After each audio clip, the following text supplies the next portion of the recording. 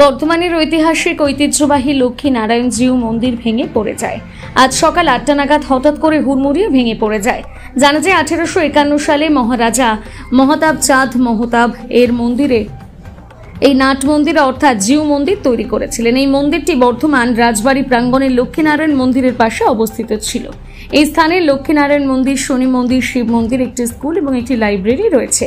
ঐতিহ্যবাহী স্থান হওয়া সত্ত্বেও যথাযথ রক্ষণাবেক্ষণের অভাবে এমন একটি গুরুত্বপূর্ণ স্থাপনার এই পরিণতি হয়েছে বলে এলাকাবাসীরা মনে করছেন। এটি একটি হেরিটেজ সাইট হওয়া সত্ত্বেও এর এমন দুরবস্থা হওয়ায় স্বাভাবিকভাবে ইতিহাসের প্রতি ভালোবাসা থেকে মানুষজন ক্ষোভ প্রকাশ করছেন।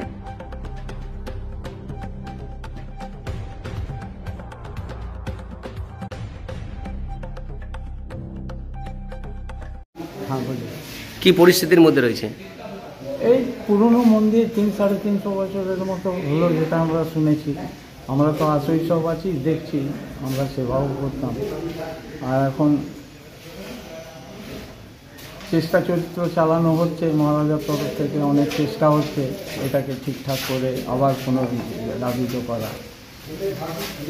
তো এটা মোটামুটি কত কি বয়স হবে? এটা 300 বছর হবে আশা করি হবে। আচ্ছা, এটা এখন কারা বাগাবে মনে হচ্ছে? কারা বাগালে ভালো হয়? কারা মানে ট্রাস্ট আছে, ট্রাস্ট থেকে ওনারা দেখাশোনা করছেন, ওনারা করবেন। আপনি এখানে কত বছর ধরে আছেন? আমি নিজে আছি জন্ম থেকে, ধরুন 72 বছর। আপনার নাম? তারপর বাবা ছিলেন, দাদু ছিলেন। আমার নাম শঙ্কর তেওয়ারি। ঠিক আছে। বর্ধমানের রাজ পরিবারে হাবেলি বাড়তি লক্ষ্মীনারায়ণ মন্দির, এটা দীর্ঘদিনে পুরনো রাজ আমলের। আর প্রবল বর্ষণ হচ্ছে, সেই বর্ষণে এই মন্দিরে অনেক অংশ ফাটা ছিল উপর দিকে, সেই জল ঢুকে আজকে এটা ধসে পড়েছে। প্রাচীন এটা মন্দির, রাজ পরিবারেরই এটা মন্দির।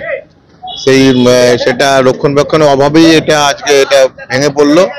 তো আমরা এসেছি, অনেক মানুষ দেখছেন। এখন বিপজ্জনক এই মন্দিরে দর্শনার্থী এবং পুজো পার্জা করতে এলে যদি কোনোটা ভেঙে পড়ে যায়, সামনে গেটটা দেখছেন কি অবস্থা আছে, এর আগেও সামনে ভেঙে পড়েছিল। এখন রাজ পরিবারের লোককে জানানো হয়েছে, তারা জানাচ্ছে, তারা কথাবার্তা বলার পর এই সিদ্ধান্ত তারাই নেবেন। তো আমরা এখানে এসেছি এটা যাতে কোনো আর বিপদ না ঘটে, সেই জন্য আমরা নোটিশও করতে আমরা বলে দিয়েছি।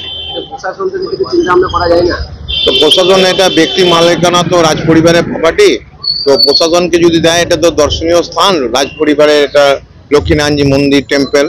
তো এটা যদি ওনারা যদি দেয়, আমাদের প্রশাসনের সঙ্গে আলোচনা করে, বর্ধমান পৌরসভার সঙ্গে আলোচনা করে এটা যদি আমরা রাখতে পারি তো খুবই ভালো। মানে আমাদের পরবর্তী প্রজন্ম দেখতে পাবে যে রাজ পরিবারের ব্যাপারটা, রাজ পরিবারের মন্দিরটা। কত বছর এটা আছে? রাজ পরিবার ধরুন 100-150 বছর পুরনো, বেশি হতে কম।